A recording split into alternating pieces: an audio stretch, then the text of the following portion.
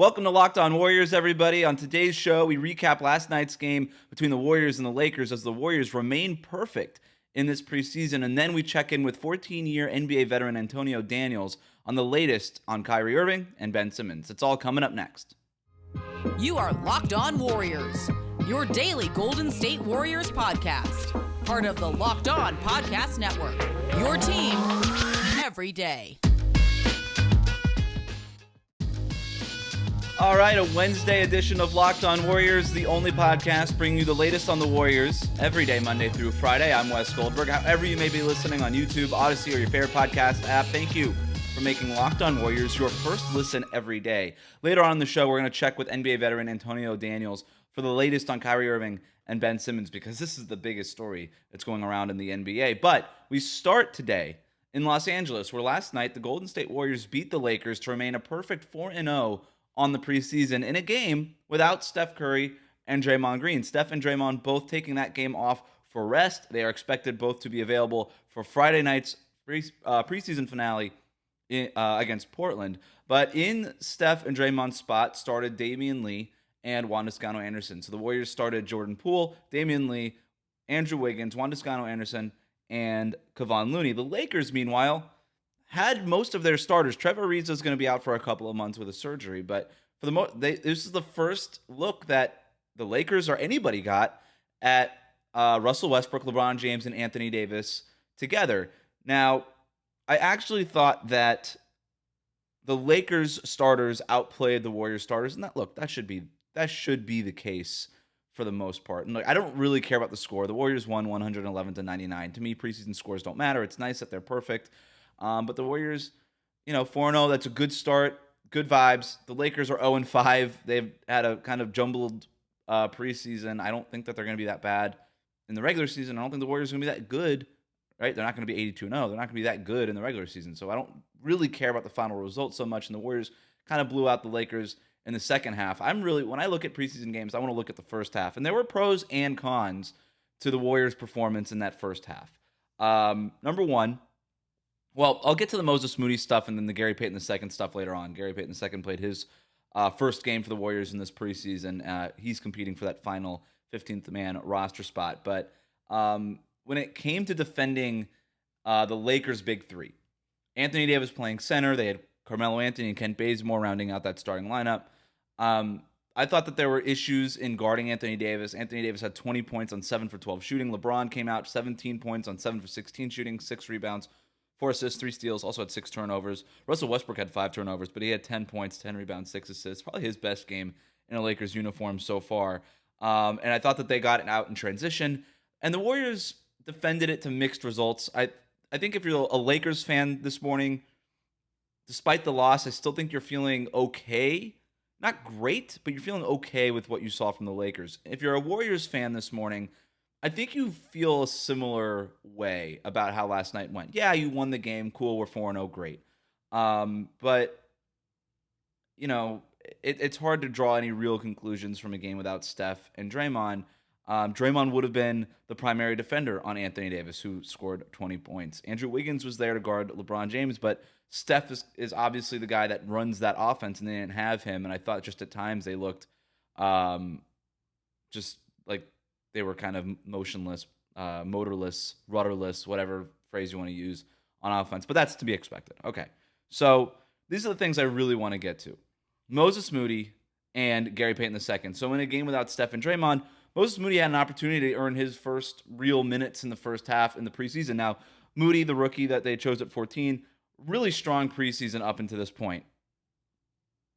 Tuesday night, not so much.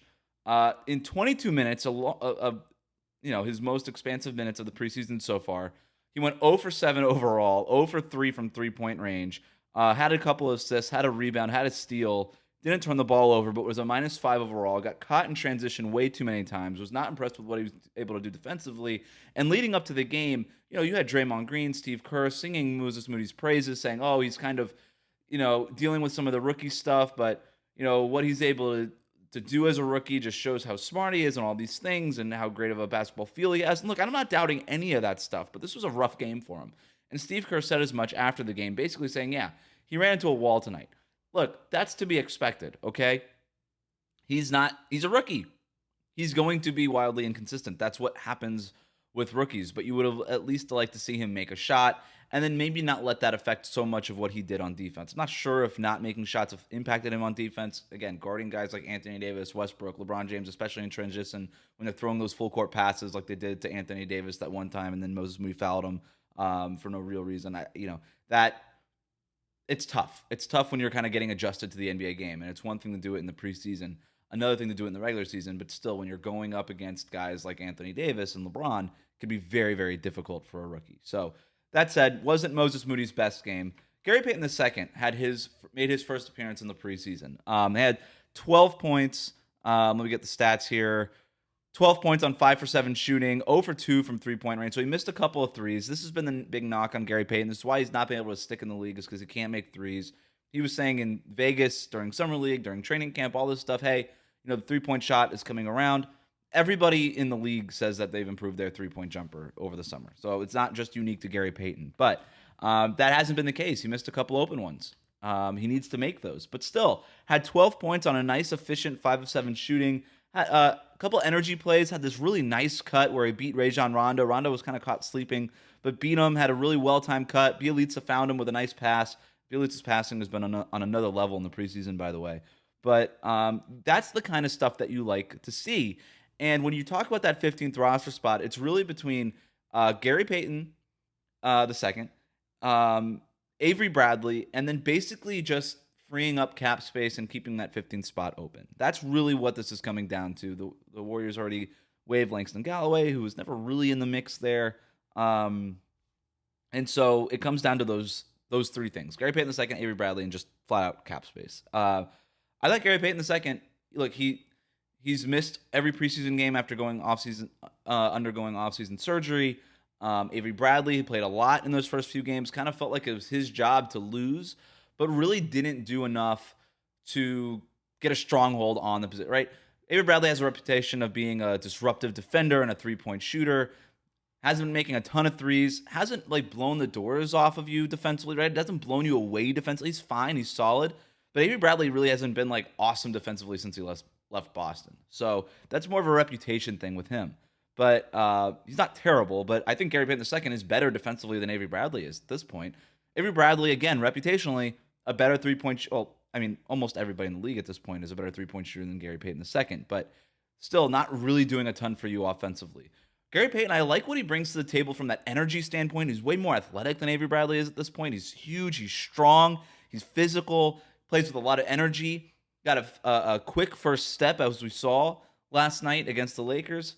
I think at this point, look, I know the shooting is an issue, but you got so much shooting on this roster where, you knew what this group was going into the preseason, but what you've been able to see from guys like Bjelica and Otto Porter and all these guys making threes, Draymond Green, right? Making and taking threes.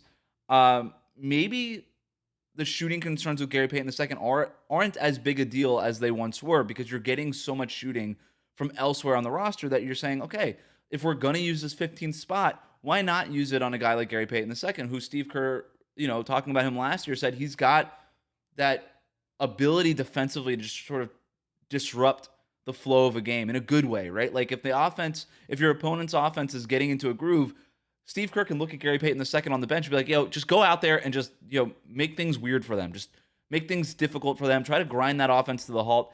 Having point of attack defenders like Gary Payton is so valuable. It's such a novel skill set in today's NBA. I know that three-point shooting and ball handling are the most important skill sets in today's NBA, and that is very true. But having somebody who can defend the point of attack at an elite level the way that GP2 can is a very rare skill set. There's just not a lot of point guards who can do that. Gary Payton II is one of them. I think that's worth having as your 15th guy. If he's your backup point guard every single night, probably not great. If you're relying on him for 9th or 10th minutes, probably not great. But if he's the 15th guy on your roster, he doesn't have to play every night. He's just sort of a situational specialist. And I think that's what you want to use those spots for when you're a team like the Warriors and you've got, a couple rookies and young guys who you're developing. You don't really want to use those last spots on developmental guys. You want to use those last spots on guys who you're like, all right, that's a utility or like a specialist type of player. There's a utility for that player, a purpose where, maybe we play him once a week, once every week and a half, but at least when we put him in there, we know what we're getting. And so I think with Gary Payton II, that could be valuable. I do. It's going to come down to Friday night against Portland, the final preseason game for the Warriors. I expect Gary Payton II and Avery Bradley to get significant playing time as long as both are healthy in that game, and then for Bob Myers and Joe Lacob to come together and decide what they want to do with that 15th spot. Give it to one of them or leave it open. All right, the Kyrie Irving stuff, the Ben Simmons stuff is it's the biggest story in the NBA right now. We are launching a new initiative here on the Locked On Podcast Network called Locked On Insiders. And for the NBA side, we have Antonio Daniels. You may remember him, a 14-year NBA veteran. He's doing some work with SiriusXM, play-by-play stuff and things like that. So, or color commentary stuff, not play-by-play stuff, here and there. And we are fortunate enough to have him as part of our network now. So here is Antonio Daniels on the latest on Kyrie Irving and on Ben Simmons. It's coming up. Support for today's show comes from SweatBlock. There are a few things in life that just aren't fun to talk about, and one of them is excessive sweating. You know, when you're just sweating through your shirts for no reason, it's embarrassing. Some of you may be personally dealing with this, and I can tell you that whenever I speak in public, I can't help but sweat through my shirt. Now, listen, I know this isn't life and death, and there are much worse problems in the world, but let's be honest, in the moment, it does feel like it's a big deal. And nobody likes to pit out during an important speech, during an interview, or a first date. I'd much rather just not worry about it, and that's why I use SweatBlock antiperspirant wipes. SweatBlock is stronger and more effective than most clinical antiperspirants. You simply apply it a night before you go to bed. The next morning, wake up, wash, go about your day without worrying about sweat, feeling good, guaranteed. I know this is going to sound too good to be true, but I literally only have to use SweatBlock once or twice a week, and it keeps me dry the entire time. No more pitting out, no more picking my shirts based on which one's going to hide the sweat better. If you or someone you love is dealing with this, you have to check out SweatBlock. Get it today for 20% off at sweatblock.com with the promo code LOCKEDON, or find it at Amazon and CVS. The Brooklyn Nets are now without Kyrie Irving. If things remain this way, just how far can they go this season? We're going to talk with 14-year pro Antonio Daniels. What's up, everybody? I'm Daniela Bruce with a Locked On Now Insider Report. Joining me right now, as I mentioned, 14-year pro Antonio Daniels. Antonio, drama. Kyrie Irving. We're going to talk a lot about him right now. And really, when New York came out with their COVID-19 vaccine mandate, it was thought that Kyrie Irving, who is not vaccinated, would at least be able to play in the road games. But today's decision that he is not going to be involved with the team at all unless he goes all in and ultimately gets the vaccine. How did we get to this point, Antonio? Well, Daniela, I think you just said it. The two words that you just said is all in. And I think that's incredibly important, because when you were talking about team sports, this isn't tennis. This isn't swimming. This isn't golf. This is not an individual sport. This is a team sport. So what the Brooklyn Nets did is they drew a line in the sand, and they said, you can't have 1 foot in and 1 foot out. In the culture that we're living in now, with everything that our country and our world are dealing with, if you go all the way back to 2019, 2020, there's no more walking on the fence. It's time to be all in or all out. You have to choose a side. And in particular, when you're discussing professional sports, you can't have a guy with 1 foot in and 1 foot out. You know, either you're all in or you're all out. Having someone there for 41 games. Like, do you understand how important chemistry is in the NBA as a whole? Developing chemistry. You know, you have 6-game homestands. You will be without Kyrie Irving then. You know, and with all due respect to Kyrie Irving, you know, make your decision. Make your decision. That's cool, you know. But the Brooklyn Nets and Sean Marks had to make an executive decision, not in what's best for Kyrie Irving, but in turn, what is best for the other 13 or 14 guys in that locker room. And there's nothing that the Nets organization can do about this New York City vaccine mandate. But how do you think the NBA PA is going to look at this situation? Well, I think the way that they can look at it is the fact that Brooklyn is still paying Kyrie, though. They're going to pay him for the 41 games that he would have appeared in if they were going to allow him to play.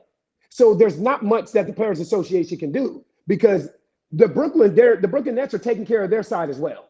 It's different if they're saying, look, you can play in 41 games, but we're not going to play you and we're not going to pay you. They didn't do that. They said, listen, we're going to draw a line in the sand. We understand it's about the other guys in that locker room. We are not going to allow you to be in and out and inconsistent with your presence and your playing time. But we still are going to pay you for the 41 games that you were supposed to, or you basically had access to participate in. So there's not much that the Players Association can do about that.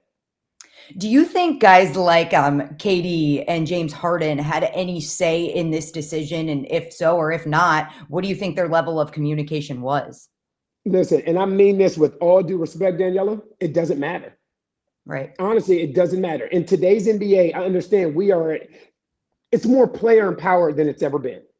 But Sean Marks had to make an executive decision on what was best for the team, whether or not KD or James Harden agreed or not. Now, listen, you guys are the stars of this team. You guys are two of the top 10 players in this league. So, yes, I will sit down with you guys. I will go over the different options. I will listen to you out of respect to your skill set, out of respect to your importance for this organization. But when it's all said and done, I have to make an executive decision. And that's what Sean Marks did. And I just mentioned two players that are definitely going to be very effective this season in Kevin Durant and James Harden. But as I mentioned in the open, just how far can the Nets go without Kyrie? I mean, let's be honest. You have two of the top 10, I'll say two of the top 7 players in the league. That's not bad. No, that's not bad. I mean, obviously with Kyrie Irving, they're a completely different basketball team. They had a legitimate big three, the best three, the top 3 one-on-one players in the league. But now you remove Kyrie Irving, you take a big hit. You take a huge hit. But with all that being said, they still got enough to get it done. You still have, to me, if I'm starting a franchise, I'm starting with Kevin Durant. One of one in the history of the sport. And then you have a James Harden, a guy, both of these guys are MVPs.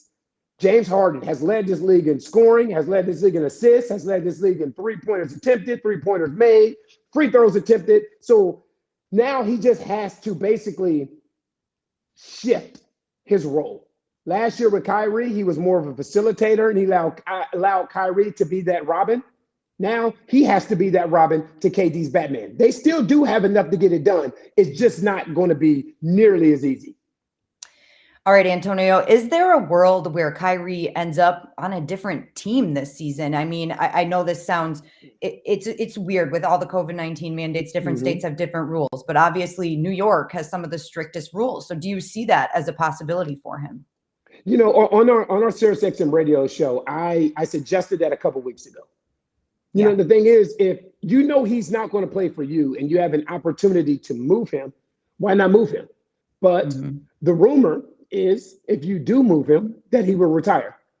And again, I don't know if that's true or not, but organizations have to do what's in their best interest. That's really what this comes down to. Right now, Kyrie Irving's doing what's in his best interest. He's made a choice. And what you see in this is it's about choices and consequences, decisions and the consequences that come from those decisions that you make. So if you're Brooklyn now, understanding that Kyrie Irving has the potential to be a free agent at the end of this season, holding on to him, what does that do? If you have an opportunity to get something for him legitimately, and you know that he's going to continue to play, which I don't think any of us know. That's where the issue kind of falls here, Daniela, is we don't know what happens if Kyrie Irving is traded. So that's something that, again, that's a conversation that has to happen behind closed doors and see what comes of it. Let's talk about our friends at Built Bar. Did you know that Built Bar has a ton of delicious flavors? There's something for everybody. When you talk to a Built Bar fan, they're definitely passionate about their faves. And if you don't know the Built Bar flavors by now, well, you're missing out. They have coconut, cherry barcia, raspberry, mint brownie, double chocolate, salted caramel, strawberry, orange, cookies and cream, and German chocolate. I love all of these flavors. I always have a box or 2 or 3 or 4 of these in the refrigerator, and it's a perfect snack for me after a workout or when I'm on the go and I don't want something like chips or I don't have, an apple or something near me. And this is great. It's a good source of protein. Check out these macros, 17 to 18 grams of protein, calories from 130 to 180, only 4 to 5 grams of sugar, only 4 to 5 grams of net carbs, amazing flavors, all tasty, all healthy. So here's the offer. Go to built.com and use the promo code LOCKED15 to get 15% off on your order. Again, use that promo code LOCKED15 for 15% off at built.com. Ben Simmons returning to Philadelphia. You would think this could be a messy situation in the locker room with some of his teammates, but 14-year pro Antonio Daniels thinks otherwise. Hi, everybody. I'm Daniela Bruce here with a Locked On Now Insider Report. Joining me now is 14-year pro and our NBA insider, Antonio Daniels. Antonio, let's get to it right there. I mentioned Ben Simmons and re-entering the locker room. He's back in Philadelphia now. How are his teammates going to accept him? And from your experience, what's going on in that locker room? Well, from my experience initially, I think it will be a little awkward. I think that's unavoidable. That's unavoidable because of some of the things that were said in the offseason. But I tell you what, Daniela, locker rooms are very forgiving. They're fragile and they're forgiving, both. You know, and a lot of what was said in the offseason.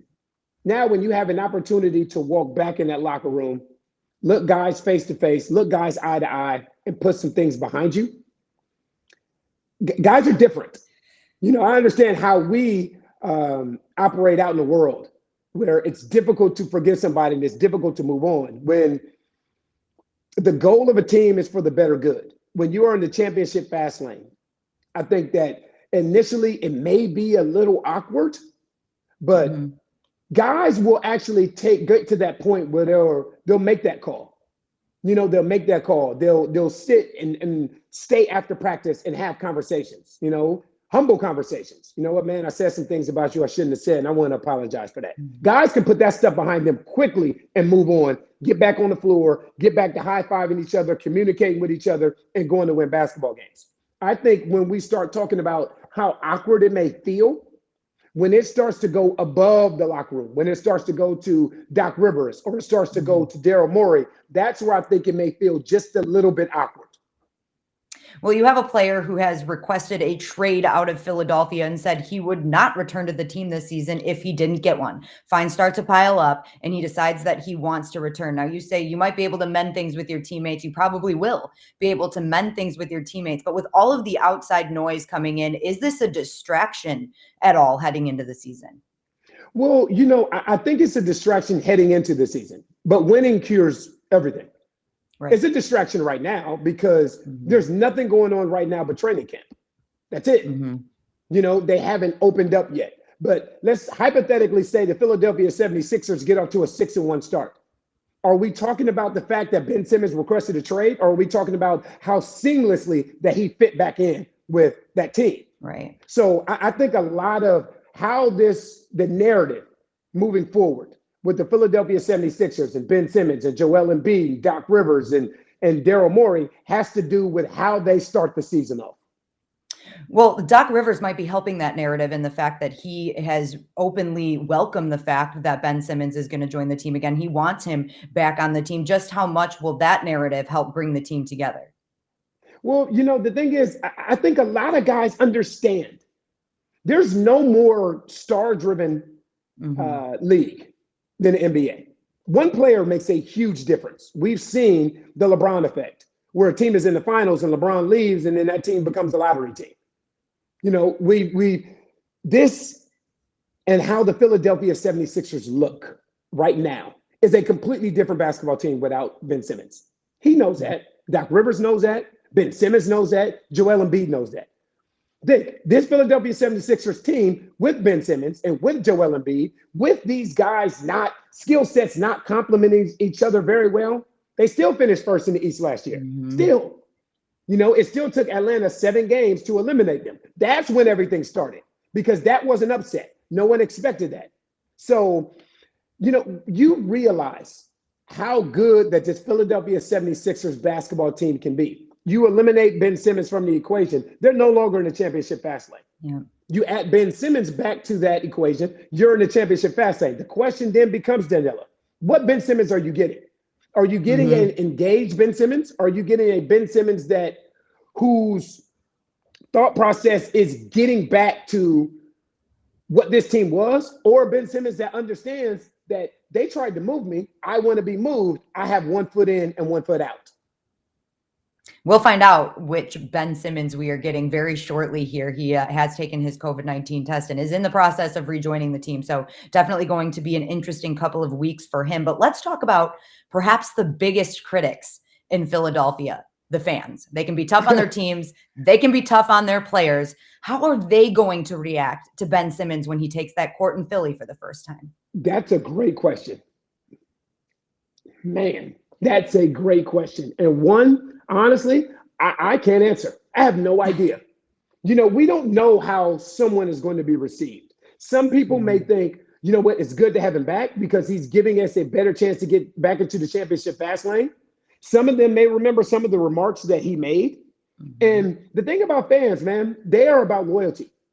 They are about loyalty. They are loyal to you, and they want you to reflect that same loyalty in return. So when Ben Simmons says, I don't want to come back there again, and then you hear chants in Philadelphia at some of the other venues and some of the other events about Ben Simmons, that's a great question. And honestly, that's something I'm very, very interested to watch how it plays itself out as well.